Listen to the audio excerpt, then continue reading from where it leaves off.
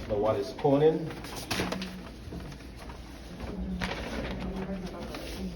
Why not that, right? What's the cushion strap? What's the cushion strap? You have a high percent. Pardon me? Hypertension and regular respiration. I didn't hear that. I'm the third one. I don't hear What's it again? What I didn't hear. I didn't hear. Irregular respiration. Hypertension. Uh huh. I think it is pretty good. It's pretty good. It's just vital signs. So why you want to do that? You want to make this thing so hard? I know it's the opposite of that. What is colon? I don't know. Code. What's your name again? Andra. Andra says she doesn't know what is coding. Someone help her. remember What is coding? Herniation of the brain through the transitory. We need to show you. Remember, because you remember this. It's a closed box. You're bleeding. The blood ain't going nowhere. So what's it going to do? It's going to push the brain where it doesn't want to go. If you put pressure on the brain, you put pressure on any nerve. You see, and where it's going to push it down across the tentorium, or if it's down in the posterior fossa, it's going to push it down into the spinal canal. So you're going to get that is so coning means pushing the brain out from where it's normal anatomy where it should be. And if you push it there, remember you just start pushing it. Now you're going to push the nerves and the ball and the structure that run. So coning reflects. Yeah. Must know that. Thank you. Alright, so this is the same principle now again with the, this is the principle now of again it's the right leg, so again looking at the patient, you see how you deal with closed long bone fractures. Same principle, locked intradolary nail, correct? Alright. Somebody's going to see as well too, which I need to show you all that, because remember these things are going to be in the exam table. Always remember that the femoral nail is practically straight. The tibial nail, it has that curve to avoid the knee joint to let you get into the femoral deep tibial shaft. You can see it there, right? So you know that the tibial nail has that upper tilt on it. The femoral one has I think some in my bag that'll show you that, right? Always remember that, because you don't pick up the wrong nail when you.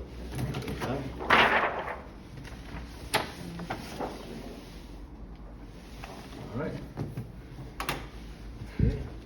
Who's gonna tell me what that is? This patient. What's that? I mean, there are two things here actually. You see, there's one there and there's something here. This patient was running and all of a sudden had pain in his leg. He didn't injure himself as far as he knows. But he comes with this. What do you call that?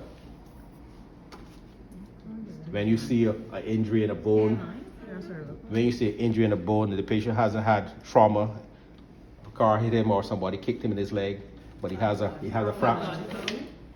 What he has? But again, you see, guys, what's the pathological fracture? You have that is weakened from some disease, right? You see any disease bone around there? So what's the other third thing now? You see again? Stress fracture, yeah? Now always remember the difference, yeah? So you have the regular fracture. When you get hit with the car on the road, that is a fracture, you don't have to qualify it. You expect the fracture because heat forces was transmitted to that bone. But if you have, so how you differentiate the stress from a pathological, remember guys, how you differentiate is what we just said. The pathological, you're going to see some disease process going on around that fracture. The stress one is, you don't see no disease process. All right. So he has a stress fracture there of his proximal metaphyseal tibia, but he also has a whole fracture of his fibula. You can see that. You see the callus. Agree? Can't be new because there's multiple callus there. Everybody see that? In that previous one, it had callus as well. Which one? The one where you just put down. Remember you said With that? the fibula, when you was explaining the screw. Oh, remember I said that was a patient who had a non-union. So he had a non-union, so he was forming callus, but he wasn't healing the fracture. Agree? So you remember if you see the callus forming, in fact, that's always a big hint to you that tells you that patient, something is between the bone that's stopping it from healing, right? Because outside the bone you can see callus, but the fracture is not healing, right? So it tells you that isn't that the patient isn't forming bone. Something is preventing it from forming bone. Yeah. So is it a destructive lesion? That's what you have to look and see. Is it sepsis that is destroying the ability to heal, or some tumor there? But you don't see nothing. So it says you don't see nothing equals, yeah, because atrophic with nothing means, my gosh, this patient is trying to, yeah, it's hypertrophic on the outside, but atrophic in the fracture. That means that something is stopping it, physically stopping it. What's the physical things? Soft tissue. Yeah?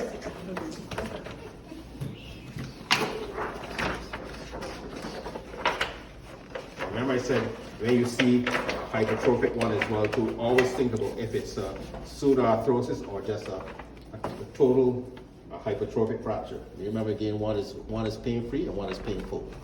You call it a pseudoarthrosis so the patient can use their limb like a joint. Yeah? But it's still hurting, you call it, it's still a fracture. Yeah? So I mean that's the one you were talking about there, just I'm sure you know the x-ray he had it for. It didn't heal, so that's why I had to go back and nail it, clean out the fracture, bone graft it. Yeah? That's why you saw callus. This is the early days. You saw callus around the fracture, but nothing in the fracture. Yeah?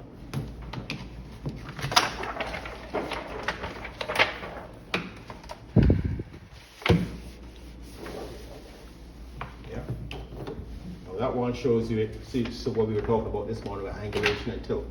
Agree? You see again, remember you talk about this component. This is the fracture. Agree? Yeah. Everybody, right? So look and see where it has gone. Yeah? Look, you see that that's where the foot should be. So where it's gone backwards. You see? It's gone backwards. Tilted backwards. So to correct that, I need to tilt that over there. Alright?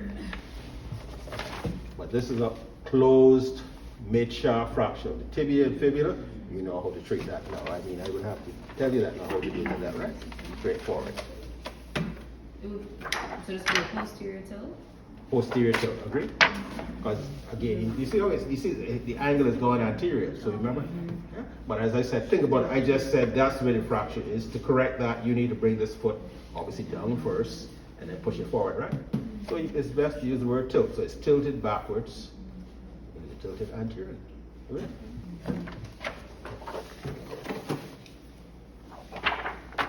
Look at that one now. You see where that's tilted now? Laterally. Agree? You see it's gone laterally? Yeah. It's gone. So I need to again bring it down and bring it back immediately. Yeah? Hey. You know, treat that now again, right? Yeah. Lock it through down, lock it down there.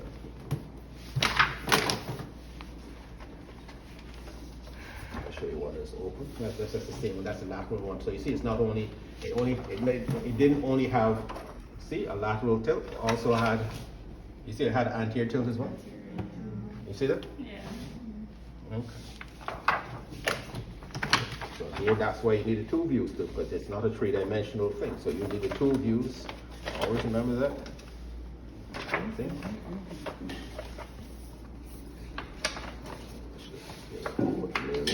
Show you that.